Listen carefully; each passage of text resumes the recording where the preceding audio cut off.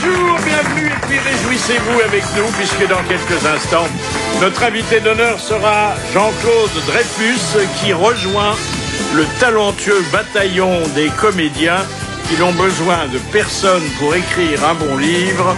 Voici vos grosses têtes.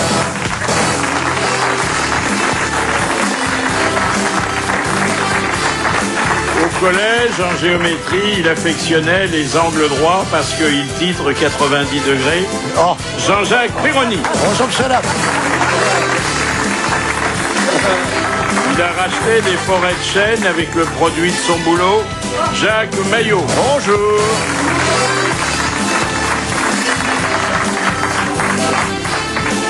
Dans son Gers, aux femmes trop bavardes, il indique le chemin de la ferme. Bernard Mabille. Bonjour.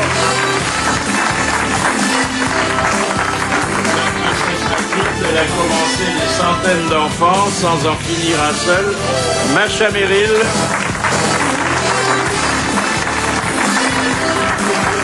À chaque nouvelle conquête, il annonce la couleur. Onissois qui Marie pense. Philippe Chevalier. Bonjour.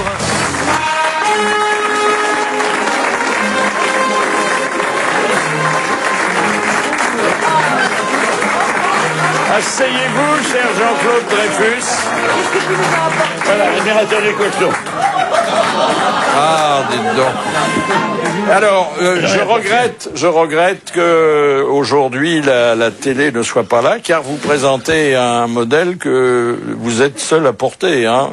En dehors Oui, je suis Jean Tarascon avec les bas, ils sont pas résils, hein, mais j'aurais pu joli, j'en ai. Ah oui, c'est bien, c'est chic. Ça va bien. Hein, avec la veste, Ça fait un joli t-shirt aussi, vous voyez. Et puis il a un chignon banane. Ah oui, vous parliez des cheveux, je vous ai Oui, entendu justement. tout à l'heure. Vous parliez des cheveux et je me demandais à Monsieur Le Fur, si j'avais été là, c'est le cheveu sur la langue. Est-ce qu'il en avait en exposition? Alors nous avons invité Jean-Claude Dreyfus parce qu'on l'avait pas vu depuis longtemps et parce que en publiant ma bio dégradable, alors là vous voyez, hein, ma bio dégradable déjà, c'est drôle, ça donne le ton, hein. Oui, il faut se moquer un petit peu du bio en général. Oui. En fait, elle est pas dégradable. Je crois qu'elle va se lire longtemps et que elle est tout à fait bien construite et solide, hein, solide. Oui, je démarre évidemment une bio, on la démarre à ma naissance, qui est une fiction, parce que est-ce que je suis vraiment né sur une table de jeu à Monte-Carlo? On allait savoir, et je suis mort aussi sur une table de jeu à Monte-Carlo. Voilà, et c'est évidemment la mort est une fiction aussi, puisque je suis devant vous aujourd'hui. Alors nous allons vous soumettre un premier petit interrogatoire, mais celui-là, il est très succinct. Après, on s'expliquera plus longuement. Il est à l'enseigne de répondez Par oui ou par non? Par oui ou par non?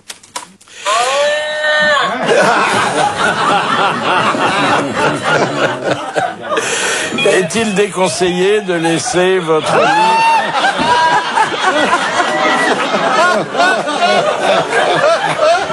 Je vous laisse, Philippe, je vous laisse raconter aux auditeurs ce que vous voyez. Qu'est-ce que c'est que ça? Non, je vais l'éteindre parce qu'à chaque fois que les gens vont rire. Ça fait partie de votre collection personnelle? Oui, ça fait partie. C'est Yves Lelon, c'est un monsieur qui est à la retraite et que j'aime beaucoup, qui tous les ans, pour les fins d'année ou les anniversaires, m'offre des choses complètement exceptionnelles. J'ai le grand méchant loup aussi, qui fait pareil. Ah, mais celui-là, il est Il drôle. ouvre son manteau. Alors, qu'est-ce qu'il y a sous le manteau? Eh ben, il ouvre son manteau et puis en... Ah ouais. Ah, c'est magnifique.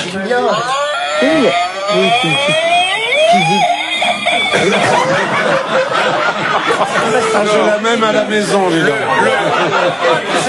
Ah, mais ça vibre, Elle tremblote quand même. est en Voilà, Macha, tu le vois aussi. Ah, il est bien monté ton petit cochon. Je vais le hein. refermer parce qu'à chaque fois qu'on tape des mains, il se remet en route. Alors, Et ce qu'il y a de sympathique, c'est l'écharpe tricolore, comme un maire, comme un élu Voilà. municipal. C'est un élu local. Ouais. exact. Alors, quelles sont les questions? Alors, est-ce qu'on peut laisser cette biodégradable Oui. sur une plage au soleil? Ah non, elle se dégrade complètement. Il faut. D'ailleurs, c'est fait pour ça. C'est du papier recyclable. Donc, dès qu'on la laisse un peu trop longtemps dans le sable, elle se confond et elle disparaît. Faut répondre par oui ou par non. Ah, je vais répondre par oui ou pardon. D'accord. Oui. Bah alors oui. Vous attendiez-vous à ce que je vous questionne sur votre passion pour le cochon? Oh bah oui.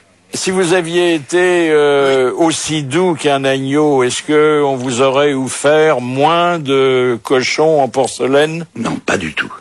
Oh, le cochon, bon, ça vous suit depuis longtemps. Ça doit d'ailleurs vous embêter, sauf que c'est une collection à nul autre pareil, puisqu'elle réunit des centaines d'objets. Hein. Plus de 5000 pièces, et maintenant je commence à collectionner les vitrines. Pierre Desproges, j'en avais une aussi, hein. Tu l'avais vu, Pierre Desproges? Pierre Desproges, Gabriel Lazur, Pierre Doris, collectionnait les cochons aussi, oui. Dominique Strauss-Kahn, enfin. Les cochonnes. C'est les cochonnes. Non, il faisait partie de la collection lui-même, Oui, c'est ça. Avez-vous conservé des photos de vous, bébé, et portant des rouflaquettes? Oui, il y en a dans le bouquin. Mais il y a des bébés qui naissent comme ça ou... J'avais des cheveux, et d'ailleurs mon père est mort avec ses cheveux, je vais partir avec les miens aussi, je pense. Hein. Est-ce que dans ce livre, vous avez tout dit? Non. D'ailleurs, je me suis dit, quand on l'a envoyé à l'imprimerie, j'ai oublié plein de choses. Mais on fera un deuxième acte. Voilà. Est-ce par prudence que vous ne dites du mal de personne? Non, c'est mon caractère. On peut, entre les lignes, quand même, les gens peuvent se reconnaître parfois. Tenez-vous l'extravagance pour une qualité? Oui. Oui. Alors là, vous êtes plein de qualités. Hein. Je suis bourré de qualité. Êtes-vous fier d'être à la fois ingérable et imprévisible? Oui. Avez-vous été choqué quand, sur une carte d'abonnement à une compagnie aérienne, oui, on vous a mutilé votre nom? Comment vous a-t-on appelé? Jean-Claude Prépuce. Bon, je pense qu'il y avait une volonté derrière. Oui, j'étais très choqué, oui, absolument. Oh, ben, amusé aussi, mais la façon dont ça a été fait, je pense, était un peu prémédité. Trouvez-vous paradoxal que les comédiens fassent davantage l'amour les jours de relâche? Non. Comment ils disent? Ils disent le lundi. Le lundi, on baise. Ah, le lundi, on baise. Le lundi, on baise, mais bon, bien toute la semaine quand même. Tous les gens qui travaillent. Non, ça met en forme pour jouer dans la semaine. Quand même. Le samedi, matinée, soirée, on a pas le temps. Hein. Voilà, c'était Répondez par oui ou par non. Alors naturellement, on a fouillé la sonothèque à la recherche d'histoires de cochons. Et alors, on en a trouvé une racontée par notre regretté Jean Dutour de l'Académie française. Une brave fermière qui dit à son mari: dis donc, Augustin, tu te rends compte qu'on en est à notre 20e anniversaire de mariage? On pourrait peut-être tuer le cochon pour ça, non? Et l'autre lui répond: le cochon, pourquoi? Il est pour rien.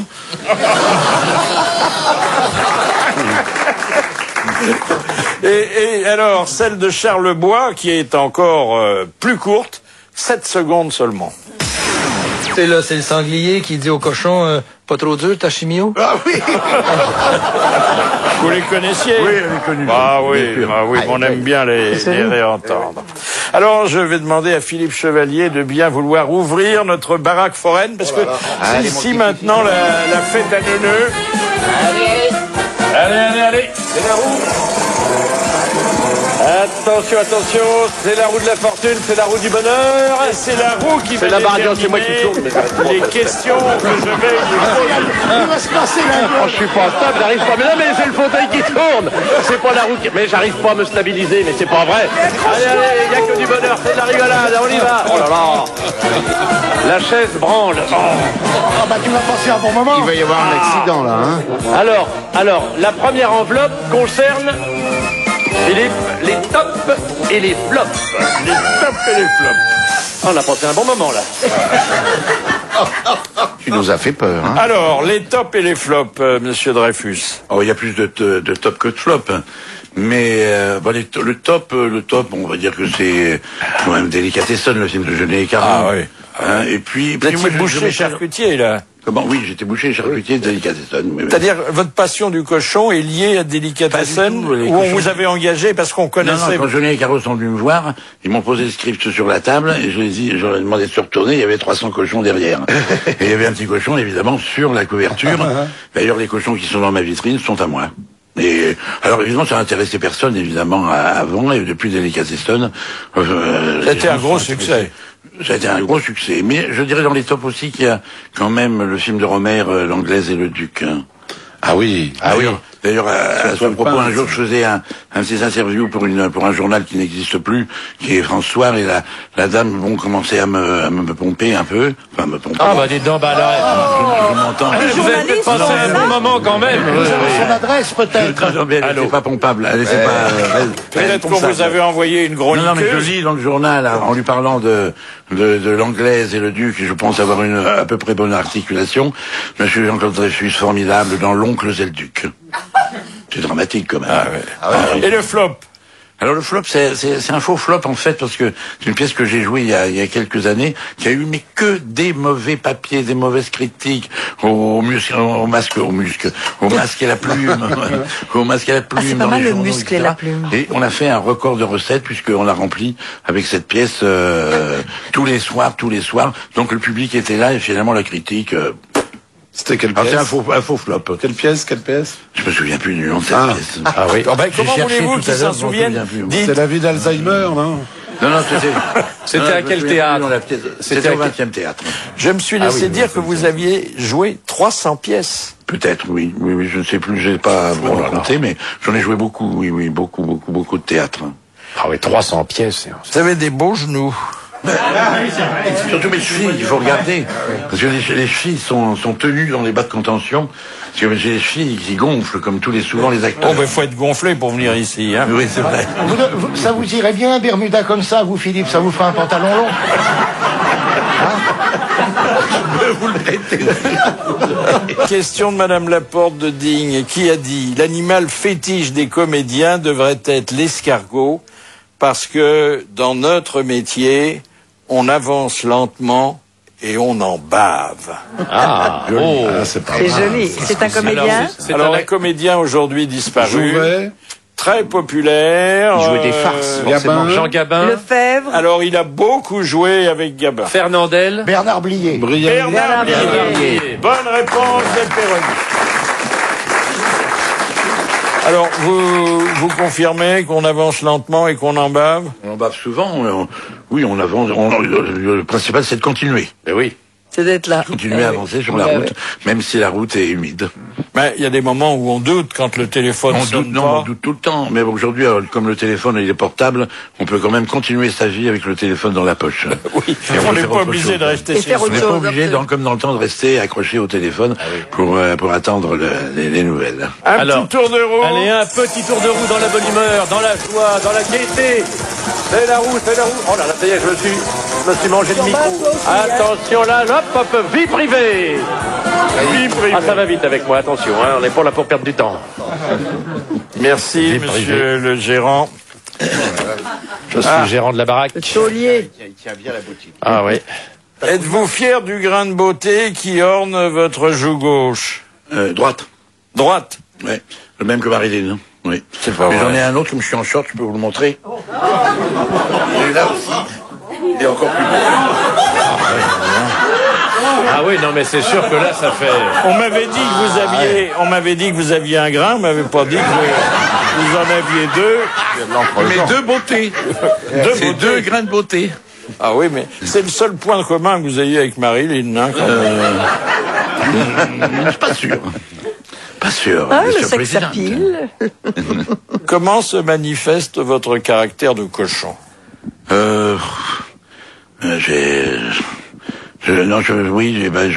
Il s'améliore, mais avec le temps.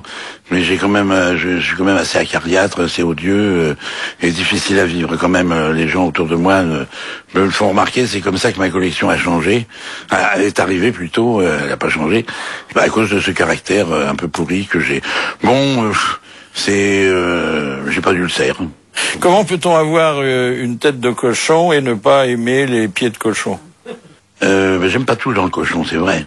Pourtant, J'aime pas tout est bon, normalement. Tout est bon, même la cochonne, mais en même temps, dans ma collection, j'ai une thèse assez épaisse que je n'ai pas lue, je l'ai parcourue, qui est sur la xélogreffe, puisque de plus en plus, c'est vrai que dans le cochon, tout est bon, et même la greffe de certains organes et de peau. Attendez, il y a le moins de rejet. Il va sauver des hommes. Ouais. On fait des greffes d'épiderme avec Mais c'est l'animal qui nous ressemble le plus. Ah oui, moi je me C'est sens... l'animal qui est le plus proche de l'homme. C'est ce qui est le plus proche, c'est où il y a le moins de rejet. je me sens près Moi-même, du dans la cochon. braguette, on m'a greffé un tire-bouchon. Ah bah oui. Est-ce qu'il y a des moments où le naturel revenant au galop, vous ne vous contrôlez plus? Ah oui, il y a des moments, surtout quand je répète ou quand enfin c'est souvent quand je suis de mauvaise humeur après moi, je me jette sur les autres, quoi. Ah oui, ça c'est bien de l'avouer. Je suis très mauvaise foi de cochon. Ah bah ça aide la mauvaise foi. Hein. Ah oui. La mauvaise foi, au moins on sait où on va, alors que le con qui est de bonne foi, Tiens, on mange. Il navigue. On ne mange pas le foie de cochon d'ailleurs. Hein. Non. On mange pas les abats. Non, il paraît que les Romains, un des plats préférés des Romains, c'était la vulve de truie. Oui. Ah oui. Oui. Bien. Enfin, c'est quand même. Et les premières capotes étaient en pot de porc. En pot de porc. En vessie de porc. Oui, de brebis, hein, les premières. Ah, oui. première. Oui. Oui, ça faisait bon. Je vous fais confiance. Ça devait être agréable. C'est là où il disait on tire un coup, mais il n'y a pas de nez.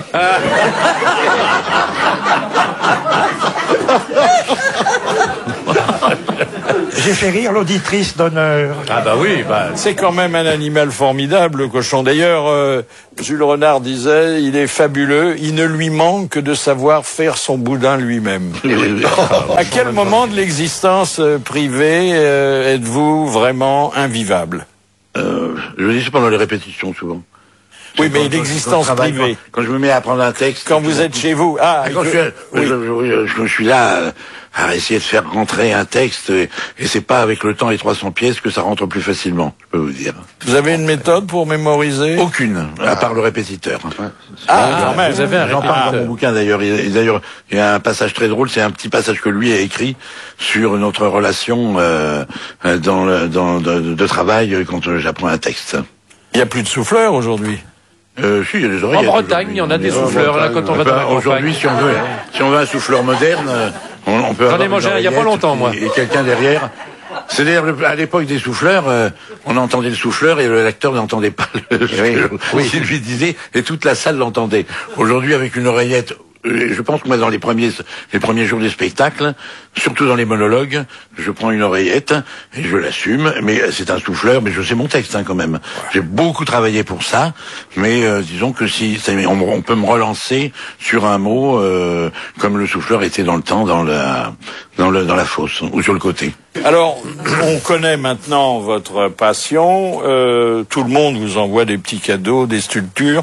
Quelle forme peuvent-elles adopter? Je vous dis, ce monsieur qui est à la retraite et qui est un sculpteur et peintre m'envoie souvent, la plupart du temps, il y a un cochon d'un côté et une bite de l'autre. Il y a beaucoup de tirelires alors, non? Non, j'ai beaucoup de tirelires, mais c'est pas ce que je cherche. Il y a des poignées de porte. Les tirelires, elles sont faites pour être cassées. Il y a des poignées de porte, j'ai des cannes, j'ai des tire-bouchons. Mais enfin, bon, on est très cruel avec le cochon, puisque comme disait Edgar Faure, quand on tue le cochon, tout le monde est heureux, sauf le cochon. Mais on est plus gentil avec la femelle, hein, parce qu'on dit ne fais pas autrui ce que tu veux pas. J'ai un autre proverbe à ce moment-là, c'est qui vivra verra. Ah oui. Première radio de France. Jusqu'à 18h. Les grosses têtes de Philippe Bouvard. Sur RTL. Combien de temps a duré votre vocation pour la coiffure? 10 minutes. Et pour la pâtisserie? Un peu plus longtemps, mais quelques minutes, mais la gourmandise étant là, un peu plus longtemps quand même. Comment êtes-vous passé du statut de déserteur à celui de réformé? En femme. Habillé en femme? Oui, maquillé, coiffé, traversant. Ah oui, ça fait. Traversant. D'ailleurs, je devais partir avec eux. Il y avait à peu près 2 ou 3 000 troufions qui étaient là, qui partaient à Neubrissac dans le Génie. J'ai réfléchi, je me suis dit, est-ce que j'y vais quand même dans le Génie et tout. Et puis finalement, je les ai laissés partir. Et je suis resté là. J'ai été réformé, bien sûr. Oui. Pourtant, ça aurait. En fait, j'étais réformé. C'était pas l'homosexualité, parce que c'était simplement le scandale que ça faisait. Oui. Le scandale d'avoir un. Ils m'ont rasé la tête, j'avais les cheveux très longs, ils m'ont rasé la tête, ça changeait rien au programme, de toute façon. Bon, j'étais bien... Non, j'aurais voulu faire mon service militaire, en fait. Mais j'aurais voulu le faire dans... Ça aurait mis de la gaieté dans les chambres le soir, hein. Oui, bon, je pouvais être plus sobre. C'était un peu la nécessité de ne pas le faire, parce qu'il n'y avait plus de théâtre aux armées. Le théâtre aux armées n'est seulement que quand il y a une guerre. Donc, comme il n'y avait pas de guerre, il n'y a pas de théâtre aux armées. Sinon, il y aurait eu un théâtre aux armées, j'aurais été heureux de monter des pièces, il y avait le cinéma aux armées. Oui, mais aux armées. C'est en temps de guerre. Bon, je suis tombé après la guerre. Il y a le bordel aussi, non? Ça s'est rangé. En temps de guerre aussi, il y avait les BMC, bordel militaire de campagne. Ah oui, alors en temps de guerre. Mais il y en avait en ville aussi. Et ce qu'on a oublié de dire tout à l'heure, quand vous parliez de la coiffure et de la pâtisserie, c'est que finalement, quand je voulais être coiffeur, pour faire des pièces montées.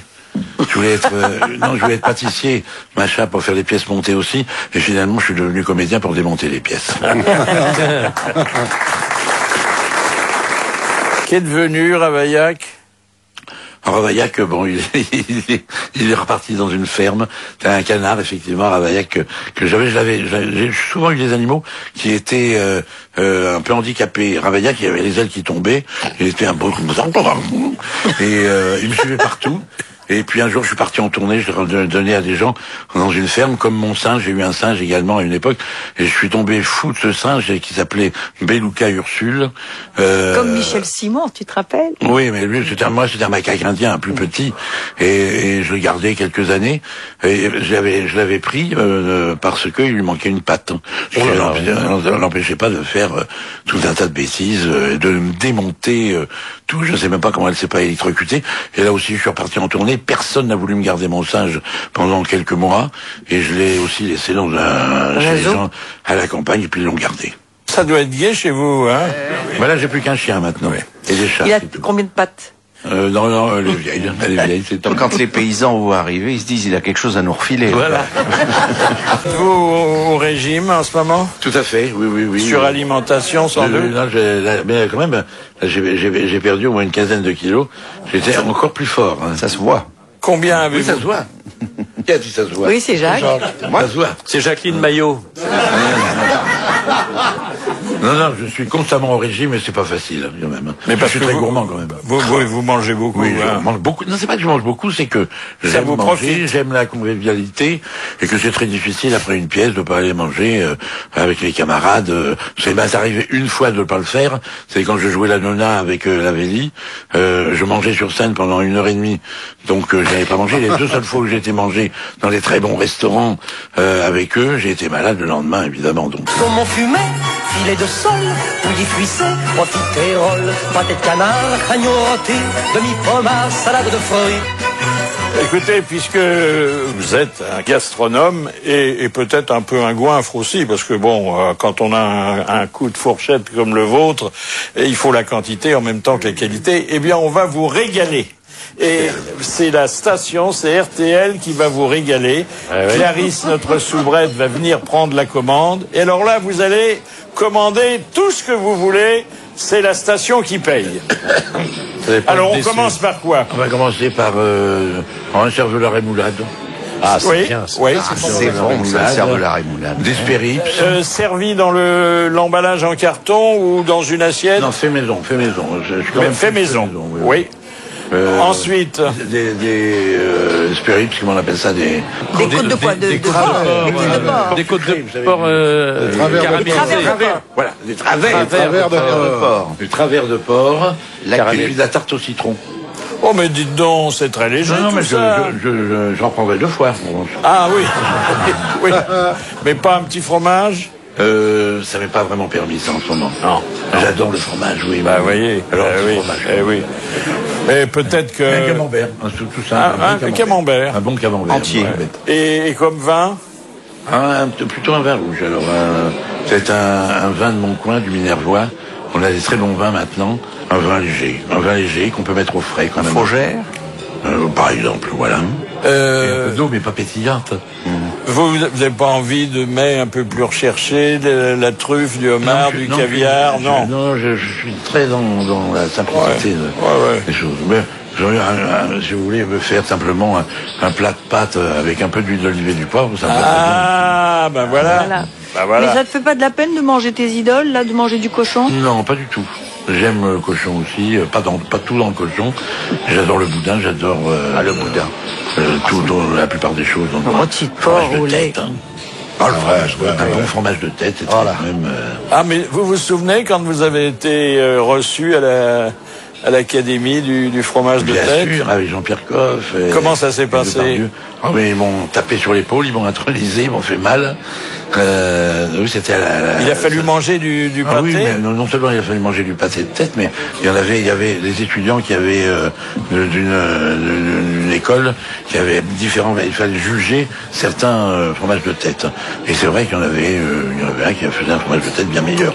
Mais j'ai des amis qui m'ont fait du fromage de tête, qui sont arrivés un jour à la maison avec une vraie tête de cochon que j'ai photographiée.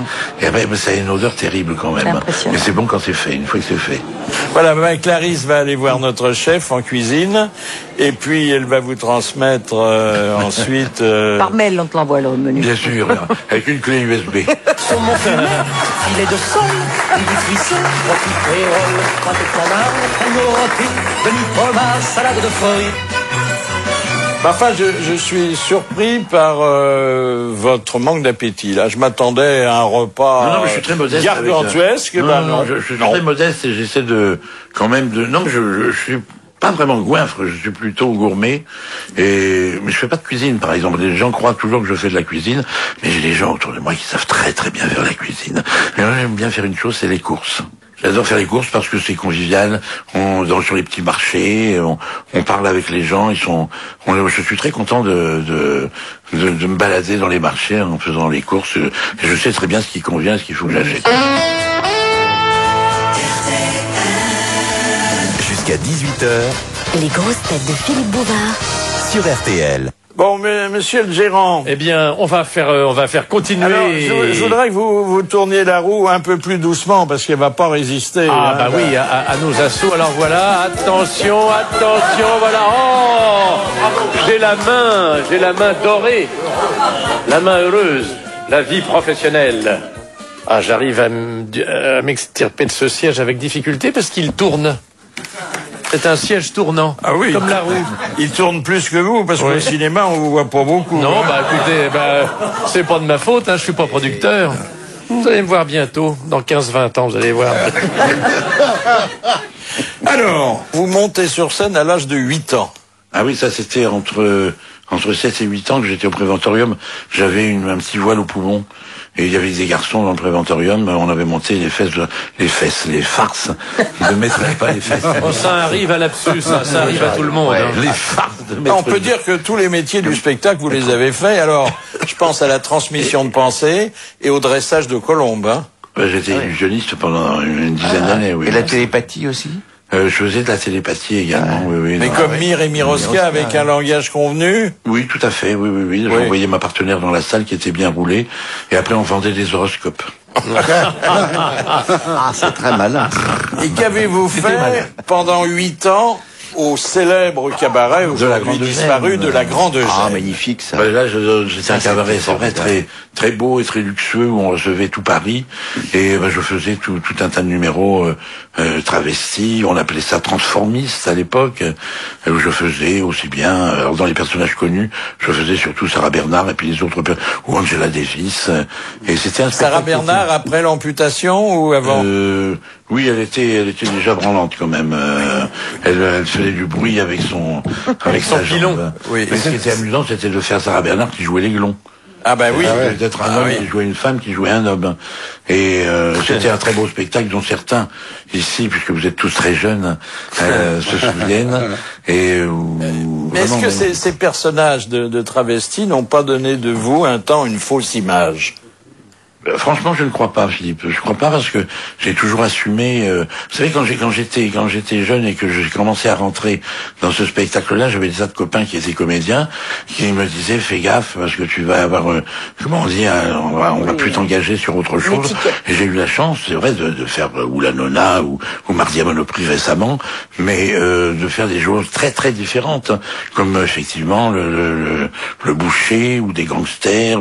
Je n'ai jamais été catalogué complètement, je pense. Ouais. On vous avait appris, parce que c'est pas facile, à marcher sur les tables entre les seaux à champagne. Je sais pas qu'on m'a appris, c'est que je le faisais quand j'étais pas de bonne humeur. Encore une fois, des fois j'avais ce fameux caractère de cochon, et de temps en temps, quand j'étais à la Grande Gêne, je me refusais de faire le playback, ce qui était une autre chose, c'était une autre option. Parce que tous les artistes faisaient le playback, hein. On faisait tous le playback, bien sûr. C'était un spectacle qui était, parfois, il y avait deux sketchs qui étaient avec ma voix, où je chantais, et puis je faisais Sarah Bernard. Régis, j'ai 20 ans!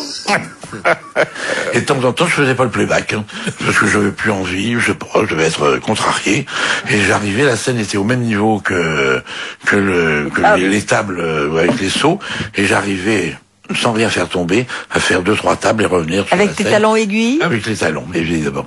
Non, c'était très fort. Pourquoi avez-vous refusé d'entrer à la Comédie Française? D'abord, c'est une très belle compagnie. C'est vrai que Muriel Mayette m'a proposé le français il y a quelques années, il y a 3 ans maintenant. J'y ai beaucoup réfléchi parce que, bon, c'était émouvant pour moi de rentrer au français, mais c'est une trop belle compagnie, et puis je suis trop jeune, et puis j'ai pas envie d'un enterrement de première classe. Mais quel rôle classique on vous aurait fait jouer? J'aurais pu jouer plein de choses, hein, avec Comédie Française. Bah oui.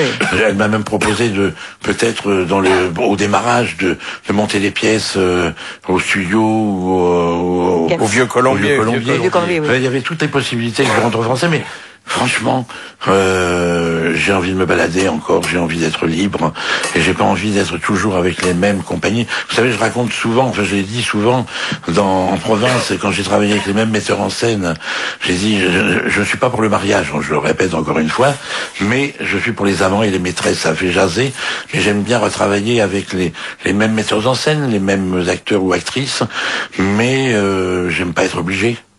Alors, vous n'êtes pas le seul à avoir tâté du travesti dans votre jeunesse.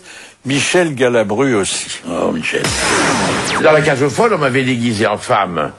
Et ça avait pris très longtemps. On m'avait levé à 5h du matin. Et on m'a lâché vers 9h, bien pommadé, sur les talons hauts. Et je devais danser avec Toniasi et il devait me rouler une pelle. Et quand il m'a vu, il a fait... ¡Qué horror! ¡Qué horror! Quel est votre remède contre le trac? Quelques gouttes d'un certain produit? Non, je me balade sur le plateau, j'essaie de hanter les objets et de... Un petit verre de Fernet Branca? Exact, oui, un petit verre de Fernet Branca comme Patrice Lecomte, tous les deux. On marche au Fernet Branca, et c'est vrai que c'est un très bon digestif. C'est le dernier degré de l'alcoolisme. Ouais. Oui, mais c'est... Pas bon. C'est de l'alcoolisme. De l'alcoolisme. Pas bon. Oui, enfin c'est pas très bon. Je vais boire que ça. Je ne vais boire avant de rentrer en scène. C'est pas terrible. Que ça. Ah, ça j'adore. Vous dites, je n'aime pas l'amertume, mais j'adore le faire des branques. Vous dites dans le livre que les soirs où vous n'avez pas le trac, vous êtes moins bon. C'est sûr. Les moments où je suis le meilleur, de toute façon, c'est quand je suis malade, quand j'ai joué avec 40 de fièvre, et là on va à l'essentiel. Mais oui, le trac est un moteur aussi le trac est un... Alors, avant d'entrer en scène, on ne le gère pas vraiment. Le public est dans la salle, on va bientôt frapper les 3 coups. Vous touchez des objets, vous criez quelque chose. Un objet que m'a fait Monsieur Lelon, qui est un cochon en bois, que j'ai toujours avec moi, je l'ai pas là, hein, mais qui est toujours avec moi dans ma mallette de maquillage, avec d'un côté effectivement un sexe et de l'autre côté un cochon, et je le lisse, je le patine, et je me dis, et alors des fois je le fais pas. Je me dis peut-être que c'est bien aussi de pas le faire. Hein. Donc la superstition, ça porte malheur. L'histoire drôle de l'invité d'honneur. Ces 2 copines qui se rencontrent sur un morceau de trottoir, mais par hasard, hein. Ma chérie, comment ça va? Oh, ben moi, ça va très bien, tu le sais. Hein, je sais, de toute façon, j'ai un mari en or. Elle regarde, elle dit, c'est malin. Moi, j'ai un mari en tôle. C'est belle. Elle est mignonne. Oui, elle est correcte pour nous. C'est pas facile de raconter des histoires chez vous, parce que vous les connaissez toutes, là, généralement. C'est parce que vous êtes un peu givré qu'on vous a demandé de vanter les mérites d'un surgelé, non? Non, c'était ma rencontre avec Patrice Lecomte. Oui, votre préfacier. C'était lui qui... On avait déjà fait une pub avant pour les biscottes, je sais plus ce que c'était. Ah oui, si c'était pas des hauts gars, je n'en veux pas. Et puis on s'était super bien entendu. Et c'est lui qui m'a choisi, qui m'a voulu. D'ailleurs, c'était héroïque parce que j'avais les cheveux très longs à l'époque et j'avais décidé de pas les couper. J'aurais pu ne pas faire la pub pour une connerie pareille. Je lui ai dit, mais de toute façon, tu vas pas me prendre de dos. Donc j'ai fait un chignon, c'était mes premiers chignons. Et effectivement, ça a duré 16 années, qui étaient amusantes. On s'amusait beaucoup, enfin 2 fois par an. Ça prenait pas beaucoup de place et ça me permettait aussi de dire non et de choisir un peu plus les choses que je faisais en dehors. Dernière citation émane de Madame Romer de Besançon, qui a dit: je trouve complètement ridicule que la publicité d'un film soit basée sur la longueur d'un baiser. Un cinéaste? Un acteur de cinéma qui n'était pas très porté Jean là-dessus. Gabin. Lino Ventura. Lino Ventura, bonne réponse de Jacques Maillot, qui faisait spécifier dans son contrat qu'il n'aurait personne à embrasser. Mais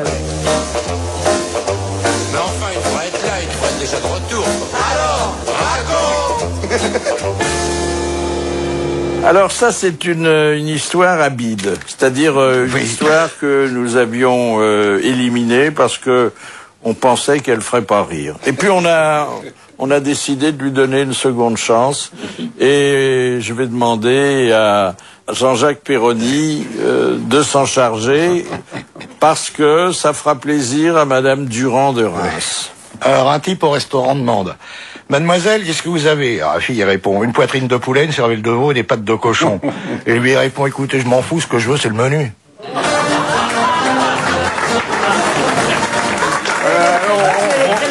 Vous l'avez sauvé, hein? Vous l'avez sauvé. oui.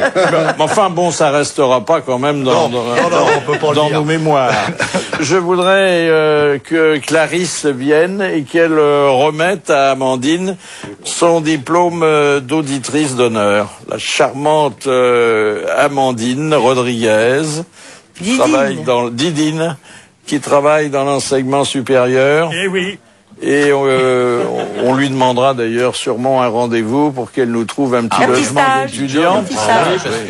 Et puis je vais remettre son certificat d'aptitude à la plaisanterie, son CAP, à Jean-Claude Dreyfus, qui toute sa vie a milité pour l'avoir et qui le mérite bien. Et puis je vais adresser mes félicitations à l'auteur de ce livre intitulé La biodégradable, parce que c'est un livre qui lui ressemble, truculent, sensible, et c'est la belle histoire de la vie d'un comédien qui n'a pas toujours été un chemin de roses. Non, c'est vrai, mais qui s'est finalement pas mal passé. Mais qui se balade quand même dans l'humour, je pense, en se racontant. Et je suis très touché que vous êtes mon premier compliment et mon premier client à aimer ce bouquin, parce que on doute toujours aussi de ce qu'on a pu mettre dedans, et ça me fait grand plaisir.